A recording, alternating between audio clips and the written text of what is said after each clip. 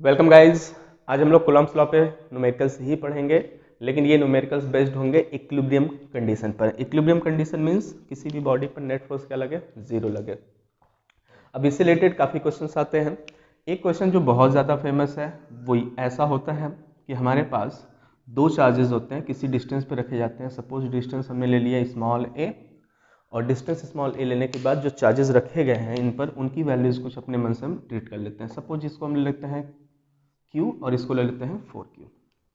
अब इन्होंने कहा कि ये 4Q और Q जो है a डिस्टेंस पर रखे गए हैं, इनके बीच में एक तीसरा चार्ज स्मॉल q हम कहाँ पर रख दें कि इस पर नेट फोर्स क्या हो जाए, जीरो हो जाए। क्वेश्चन ये है,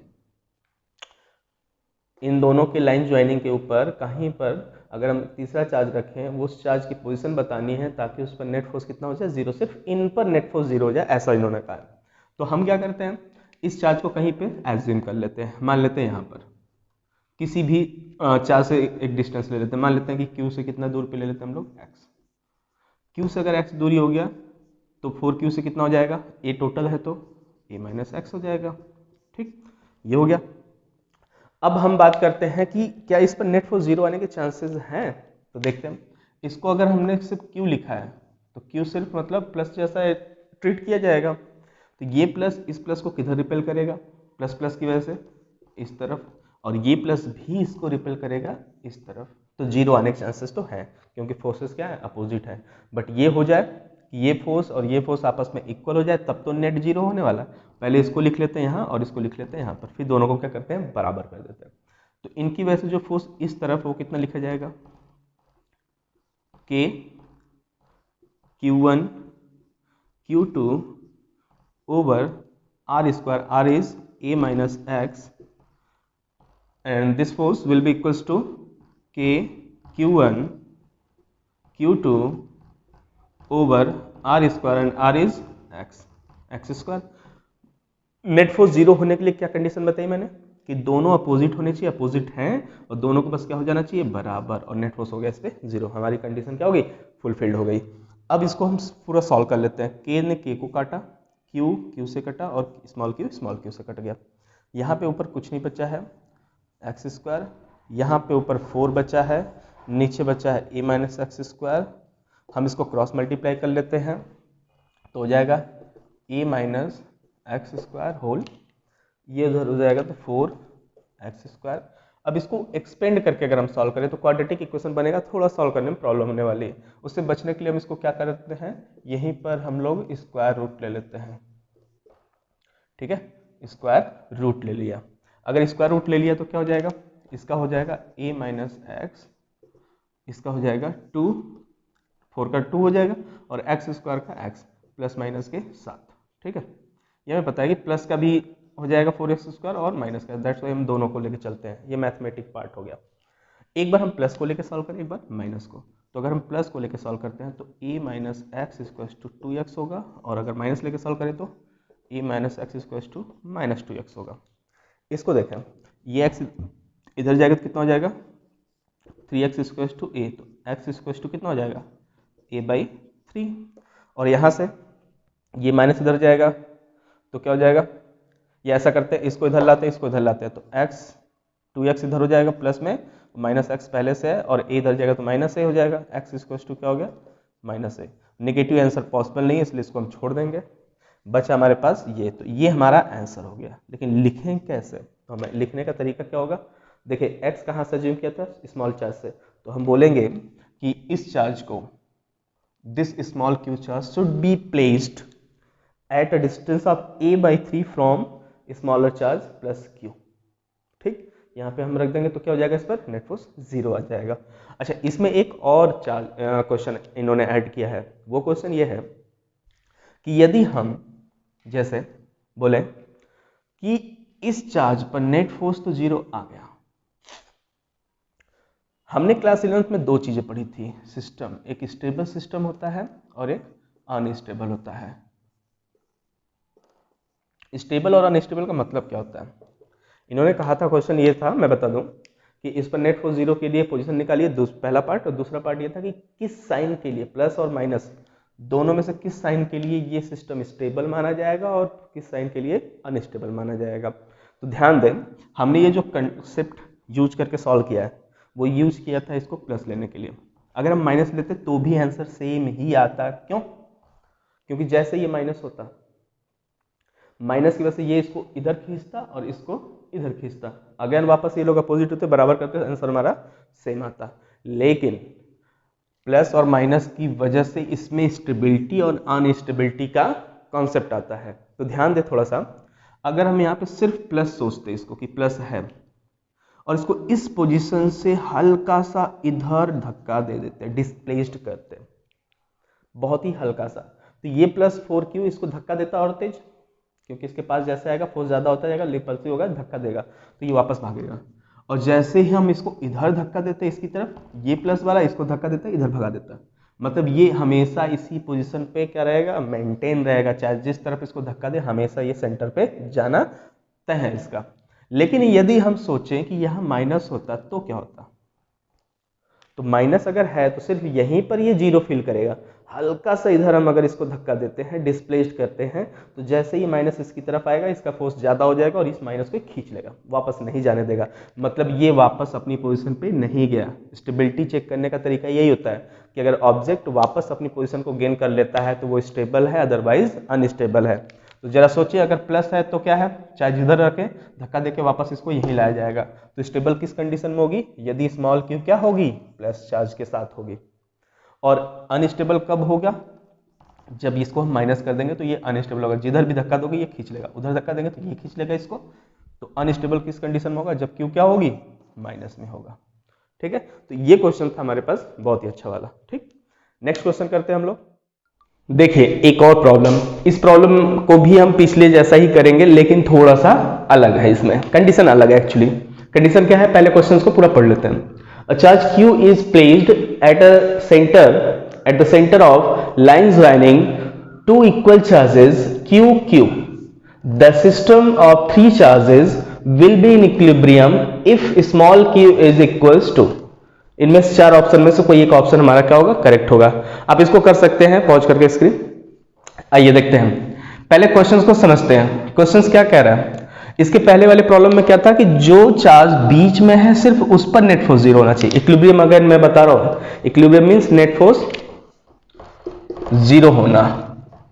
ठीक, इस पर नहीं बोल रहा है, लिखा है ना the system of three charges will be in equilibrium, मतलब पूरा सिस्टम इक्विलिब्रियम में है। मतलब ये हुआ कि जो यहां पे चार्ज रखा गया Q और जो यहां पे रखा गया चार्ज Q, क्यों, क्योंकि बोला इन्होंने लाइन ज्वाइनिंग, इनकी लाइन के सेंटर पार्ट पे, where is centre, here, centre पर एक स्मॉल चार्ज हम Q रख देते हैं। अब इस Q को जब हम रखेंगे यहां पर, तो बोला है कि इस Q को जैसे यहां रखेंगे पूरा सिस्टम इक्विलिब्रियम में है। इसके पहले वाले क्वेश्चन में क्या था, सिर्फ इसको इक्विलिब्रियम में करना था, क्वेश्चन थोड़ा चेंज हुआ है। तो इसको इक्विलिब्रियम में आने के लिए, इसको इक्विलिब्रियम में आने के लिए और इसको भी इक्विलिब्रियम में आने के लिए क्या होना चाहिए, तो ध्यान दे, पहले साइन की बात करते हैं। इसमें दो ऑप्शन तो हम ऐसे ही कट करने वाले हैं साइन को देखकर। सोचिए अगर ये प्लस होता, ठीक, तो ये तो इक्विलिब्रियम में हो सकता है, रिपेल, इनका इधर रिपेल जीरो हो सकता है और होगा क्योंकि एकदम सेंटर पर है। एल डिस्टेंस अगर पूरा ले लेते हैं हम लोग तो ये L/2 पे होगा और ये L/2 पर होगा, वो हो गया जीरो। लेकिन क्या इस पे ध्यान दे तो ये जीरो पे होगा, जीरो फोर्स होगा इस पर, नहीं, ये प्लस इसको रिपेल करेगा और ये भी रिपेल करेगा तो ये भागेगा, रेस्ट पे नहीं रहने वाला। और इस पर ये भी प्लस इसको रिपेल करेगा, ये भी रिपेल करेगा तो भी भागेगा, तो ये दोनों तो इक्विलिब्रियम में आ गए, मतलब इस पर नेट फोर्स है, तो प्लस तो नहीं रहने वाला। क्या माइनस पे हो सकता है, देखते हैं। अगर ये माइनस रहा है ना, तो ये प्लस इसको अपनी तरफ खींचेगा और ये वाला अपनी तरफ खींचेगा, तो इस पर नेट फोर्स जीरो हो गया, ये इक्विलिब्रियम में हो गया। ये पहले भी था अभी भी है, प्लस पे भी होगा और माइनस पे भी होगा। क्या ये होगा, तो ध्यान दें, ये माइनस इसको अपनी तरफ खींचेगा और ये प्लस इसको दूर खींचेगा। चांसेस हैं जीरो होने के, बिकॉज दोनों फोर्सेस क्या है, अपोजिट डायरेक्शन में है। इस पर ध्यान दें, ये फोर्स किधर फील करेगा, इसकी वजह से अट्रैक्टिव, ये फोर्स फील किधर करेगा, इसकी वजह से रिपल्सिव, तो ये भी जीरो आने के चांसेस है। ये जीरो था ही, ये भी जीरो हो चुका है और ये भी जीरो हो चुका है। अब हमारा तीनों क्या हो गया है, इक्विलिब्रियम में हो गया है, मतलब टोटल सिस्टम ही किस में आ गया है, इक्विलिब्रियम में, और हमारा कंडीशन क्या हो गया, फुलफिल्ड। तो चार्ज तो होगा माइनस, तो हमारी ये दोनों ऑप्शन प्लस वाले तो खत्म। अब बचे दो, इन दोनों में से होगा कौन सा, चलते हैं स्टार्ट करते हैं। एग्जैक्टली बीच में बोला है अगर है, देखिए एक चीज बता दूं मैं, अगर नहीं दिया है डिस्टेंसेस हमें अपने मन से मान लें, तो हम हमेशा ऐसे चीजों में 2L या 2A डिस्टेंस लेंगे। क्यों? क्योंकि जब हाफ करेंगे तो क्या बनता है, L, ऐसे L/2 बनता है, थोड़ा सा कैलकुलेशन क्या हो जाता है, कॉम्प्लिकेटेड, उससे बचने के लिए हम लोग 2L एज्यूम कर लिए। अब ध्यान दें, इनके बीच का जो फोर्स होगा वो कितना होगा, तो लिखेंगे K Q by L square, हो गया। इनके बीच का फोर्स कितना होगा, K Q by L square. इनको इक्वल करने का कोई मतलब नहीं है, इक्वल खैर होगा ही, इस पर लगने वाला फोर्स इधर और इस पर इधर लगने वाला दोनों बराबर था, इससे कोई फायदा नहीं होगा, तो ये करने की जरूरत नहीं है। अब हम क्या करेंगे, फिर किसी एक पर लेते हैं, जैसे इनको इक्विलिब्रियम पे किए थे, इसको कर लो। इस पे नेट फोर्स जीरो कब होगा, जब इनकी वजह से अट्रैक्टिव वाला कितना हो जाएगा, K Q by L square, ये किधर हो गया, इन पर, इसकी वजह से लेफ्ट साइड में, और इनकी वजह से इधर क्या होगा, रिपल्सिव, कितना होगा रिपल्सिव वाला, K Q over distance square 2L square. क्या ये भी आपस में बराबर होंगे, तभी तो जीरो आएगा, इस पे इक्विलिब्रियम कंडीशन तभी ना सेटिस्फाइड होगी। तो इन दोनों को क्या करते हैं हम लोग, बराबर, जैसे बराबर करेंगे कैपिटल Q से कैपिटल Q कैंसिल, K से K कैंसिल। अब बचा क्या हमारे पास, L स्क्वायर से ध्यान से देखे, L स्क्वायर खत्म हो जाएगा, यहाँ स्मॉल q बचेगा सिर्फ, और यहाँ पे बचेगा ऊपर Q, और नीचे 2 का स्क्वायर बचा है तो 4। ये हमें क्या मिला है, मैग्नीट्यूड Q/4। लेकिन ध्यान दे, शुरू में ही ये डिस्कस हो चुका है कि ये साइन कैसा होगा, माइनस होगा, तो हमारा आंसर क्या होगा, finally minus Q/4 should be placed at centre to find out a system in equilibrium. ठीक है, ये क्वेश्चन बहुत अच्छा था, इसके पहले वाले में ध्यान दें, बस इस पर नेट फोर्स जीरो पूछा था, इस बार पूरे पर पूछा है। ठीक, चलिए थैंक यू। आइए अब कूलॉम्स लॉ पे बेस्ड लास्ट क्वेश्चन करते हैं, और ये क्वेश्चन बहुत ही अच्छा है, इसमें क्लास 11th की चीजें भी इन्वॉल्व हैं। बायोंसी फोर्स आपने पढ़ा होगा, एपरेंट वेट, उससे थोड़ा हेल्प लिया गया इस क्वेश्चन में। एक्चुअली 12th के जितने न्यूमेरिकल्स आने वाले हैं आगे, उसमें कुछ ना कुछ ये लोग 11th की चीज़ें क्या करते हैं, इंक्लूड कर देते हैं, जिससे थोड़ी प्रॉब्लम क्या हो जाती है, हमें कन्फ्यूजन क्रिएट करती है कि पीछे की चीज़ें भूल गए, अभी वाला याद है फिर भी क्वेश्चन नहीं हो पाएगा, है ना। इसलिए क्लास 11th की चीज़ें कुछ तो हमें क्या करनी पड़ेंगी, रिवाइज करनी पड़ेंगी। अब आते हैं, चलिए देखते हैं एक प्रॉब्लम जिसमें दिया इन्होंने है कि यदि हमारे पास दो सिमिलर आइडेंटिकल जिसे कहते हैं बॉब हैं, और उन बॉब का मास m है, और इन दोनों को ऐसे सस्पेंड कर दिया गया है, स्मॉल m दोनों पे है, इन दोनों को जब हम ऐसे सस्पेंड कर देते हैं तो ये आइडेंटिकल होने की वजह से एकदम सीधा वर्टिकली होंगे।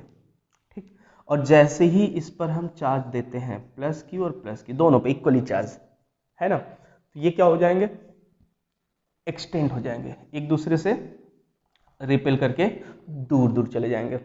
इनके बीच में क्या लगेगा, तीन फोर्सेस लगेंगे, इस बॉडी पर एक्चुअली अब तीन फोर्स लगेगा। कौन कौन सा, पहला तो इसका वेट mg, यूनिवर्सल ट्रूथ है, हमेशा डाउनवर्ड ही लगेगा। दूसरा, जिस धागे से बंधा है, जिस स्ट्रिंग से ये सस्पेंडेड है, उस स्ट्रिंग का टेंशन ऊपर की तरफ धागे के लॉन्ग। ठीक, और तीसरा, इन दोनों बॉब के बीच कौन सा फोर्स लगेगा, सेम चार्जेस है तो रिपल्सिव, ये इधर रिपेल किया जाएगा और ये इधर लाइन के ज्वाइनिंग के अलोंग करेंगे। तो इस बॉब पर तीन फोर्सेस, ये हो गया इलेक्ट्रोस्टैटिक फोर्स, ये हो गया टेंशन, और ये हो गया वेट। सेम चीज इस पर भी होगा, तो हम एक पे स्टडी करते हैं, दूसरे को ऑटोमेटिक वैसा ही सोच लेंगे। अब इन्होंने दिया क्या था कि जब ये चार्ज दे दिए जाते हैं एम मास के दो बॉब को, तो इनके बीच का एंगल होता है 30, और ये इसी तरह से हैंग होते हैं, हवा में ऐसे वैक्यूम एयर में रखा गया है, तो इन दोनों के बीच में एंगल कितना होता है 30। इसका मतलब सिंपल सी बात है कि ये वर्टिकल से ये वाली बॉब कितनी डिग्री पर हो गई 15 और ये वाली कितने पर हो गई 15। बाइसेक्ट करेंगे, दोनों के मासेस क्या है सेम है और दोनों पे चार्ज भी क्या है सेम है। ओके, अब देखें कंडीशन इन्होंने क्या रखी है। कंडीशन ये है कि यदि हम इस पूरे सिस्टम को एक ऐसे लिक्विड एक ऐसे मीडियम में इमर्ज कर दें जिसकी डाइलेक्ट्रिक कांस्टेंट क्या हो K, तो क्या देखने को मिलता है कि वो जब लिक्विड में जाता है तब भी उनके बीच वही एंगल बना रहता है जो पहले था। ठीक, और ऐसा पॉसिबल तो है नहीं, क्यों? क्योंकि जैसे ही लिक्विड में हम किसी बॉब को डुबोते हैं, किसी ऑब्जेक्ट को डुबोते हैं, उसका वेट क्या हो जाता है थोड़ा सा कम। जब वेट कम हो जाएगा तो फोर्सेस तो उतने ही लगते रहते हैं, तो फोर्स अगर उतना ही लगता तो ये रिपल करके दूर चले जाते, तो एंगल क्या हो जाता बढ़ जाता है। लेकिन एक चीज और हो गया, लिक्विड में डुबोने के बाद इसका एपरेंट वेट कम तो हुआ, बट जो डाइलेक्ट्रिक कांस्टेंट लिक्विड का K है, हमने पढ़ा हुआ कूलॉम्स फोर्स में, वो इन्वर्सली होता है। अगर K बढ़ेगा तो फोर्स घटेगा, कौन सा? इलेक्ट्रोस्टैटिक। तो दोनों चीजें हुई है। पानी में जब डालते हैं या किसी लिक्विड में, जिसमें बोला इन्होंने इमर्ज करने के बाद एपरेंट वेट कम होने से ये दूर दूर जाते हैं, लेकिन साथ में फोर्स भी कम हुआ है, इसलिए ये दूर दूर नहीं जा पा रहे हैं। मतलब ये भी कम हुआ और ये भी कम हुआ है, दोनों कम हो गए। दोनों कम हो गए तो ये क्या रहा, फिर से बैलेंस रहा। ऐसा उन्होंने कंडीशन रखा है कि लिक्विड में डुबोने के बाद भी ये कितने डिग्री पर रुके रहते हैं 15 पर ये और 15 पे ये रुके रहते हैं। तो जरा बताइए कि इस लिक्विड की डाइलेक्ट्रिक कांस्टेंट कितनी होगी। ठीक, ये क्वेश्चन है। दो बातें और इन्होंने दे रखी है। पहली ये कि जिस लिक्विड में ये लोग डुबोते हैं उस लिक्विड की density rho of liquid is equals to 800 kilogram per metre cube, और जिस बॉब की बात कर रहे हैं उस बॉब की डेंसिटी क्या है, वो है 1600 किलोग्राम पर मीटर क्यूब। ये इन्होंने डाटा पहले से दे दिया। अब चलिए देखते हैं कैसे करते हैं। पहले एयर वाला काम कर लेते हैं, फिर लिक्विड वाला करेंगे। तो एयर में सिर्फ इस बॉब का हम एक FBD बनाते हैं। FBD आप जानते होंगे, फ्री बॉडी डायग्राम। सिर्फ इस बॉडी को हम बनाने जा रहे हैं। तो इस बॉडी पर नेट फोर्सेस हम जो बनाएंगे, mg नीचे हो जाएगा, इधर कौन सा हो जाएगा इलेक्ट्रोस्टैटिक फोर्स, और ऐसे होगा टेंशन। ठीक, ध्यान दें इस जगह को। यहाँ अगर ये एंगल 15 है तो ये वर्टिकल से ये भी एंगल कितना हो जाएगा 15। तो यहाँ पे अगर हम वर्टिकल खींच ले, हॉरिजॉन्टल खींच ले, तो ये एंगल कितना हो गया 15। और कोई फोर्स है उस बॉब पे? इस बॉब पे नहीं है। अब इसको हम बैलेंस कर लेते हैं, कहीं जा नहीं रहा है, तो कहीं नहीं जा रहा है, इसका मतलब इसका कंपोनेंट ऊपर जो जाएगा वो कितना जाएगा t cos 15, और दूर वाले पे कितना आएगा t sin 15। ये बॉब कहीं नहीं जा रहा है, इसका मतलब लेफ्ट राइट बराबर, अप डाउन बराबर। तो इक्विलिब्रियम कंडीशन लगा के हम क्या कर लेंगे, इसको कर लेते हैं t sin 15 is equals to F, और इसको कर लेते हैं t cos 15 is equals to mg। यहाँ से हम दोनों का रेशियो ले लें, अगर ऐसे डिवाइड कर दें इन दोनों को, तो t से t कैंसिल हो जाएगा, तो बचेगा कितना यहाँ पे tan 15 साइन अपॉन कॉस 10, और यहाँ F ओवर mg हो जाएगा। ये कब की बात है, जब ये सिस्टम कहाँ था, एयर में था। और एयर में मैं आपको F की वैल्यू बता दूं, क्या होता है k q1 q2 by R square. इनके बीच की मान लेते हैं दूरी कितनी है, ये वाली स्मॉल आर है।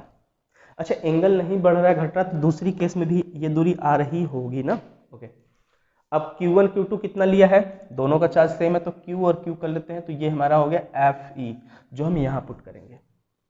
ठीक, कर लेते हैं एक लाइन यहाँ बढ़ा लेते हैं, ऐसे हम लोग क्या लिखेंगे वहां से k q square over are square, वहां का mg यहाँ का था mg आर स्क्वायर, ये हो गया फाइनली। ये याद रखें, एक चीज हो गया हमारा एयर का कॉन्सेप्ट। आते हैं पानी वाले केस में, या लिक्विड, जिसे पानी नहीं कह सकते हम लोग, लिक्विड कह देंगे, मीडियम। इस मीडियम में वेट mg नीचे, इलेक्ट्रोस्टैटिक फोर्स इधर और टेंशन ऊपर। ध्यान दें, जब लिक्विड में डुबोया गया है तो m नहीं रह जाएगा, इस बार वेट अलग हो जाएगा। तो वेट के लिए हम क्या लिखेंगे, वेट डैश कर लेते हैं। ठीक, यहां पर एफ ई डैश कर लेते हैं, क्योंकि इस बार के क्या हो जाएगा, इसमें इंसर्ट होने वाला फॉर्मूले में नीचे, और टेंशन भी इसी वजह से क्या हो जाएगा, बदल जाएगा, टी डैश कर लेते हैं। इस सिचुएशन का भी एफ बी डी बना लेते हैं, ये रहा एफ बी डी, नीचे वेट डैश, इधर एफ ई डैश और इधर टेंशन डैश, ये हो गया। अभी भी ये एंगल कितना इन्होंने बोला है, 15 डिग्री ही होगा, क्योंकि ये 30 है तो 15 वर्टिकल भी क्या हो जाएगा, चेंज नहीं होगा, सेम रहेगा। कंपोनेंट लेते हैं, ऊपर क्या जाएगा, t cos 15 नीचे वाले से बराबर हो जाएगा, तो लिख लेते हैं डायरेक्ट यहाँ से t dash cos 15 is equals to w dash. इसका इधर कंपोनेंट जो आएगा वो कितना आएगा, t sin 15, t dash sin 15, और किसके बराबर होगा, इधर वाले के, तो एफ ई डैश। इन दोनों का रेशियो लेते हैं, लेकिन सेकेंड में फर्स्ट से डिवाइड करेंगे ताकि साइन अपन कॉस बने तो tan हो जाए। तो t डैश से t डैश कट जाएगा, नीचे वाले में ऊपर वाले से डिवाइड कर रहे हैं, याद रखें, तो हो जाएगा tan 15 is equals to F E dash over W dash, weight dash, ये हो गया। ओके, अब ध्यान दे, जो पहले मिला था उसमें भी tan 15 LHS में है और इसमें भी, अगर LHL SS बराबर है तो RHS भी क्या होंगे, आपस में बराबर होंगे। RHS को बराबर कर लेते हैं हम लोग, इधर कहीं, कहाँ पे करें, यही कर लेते हैं।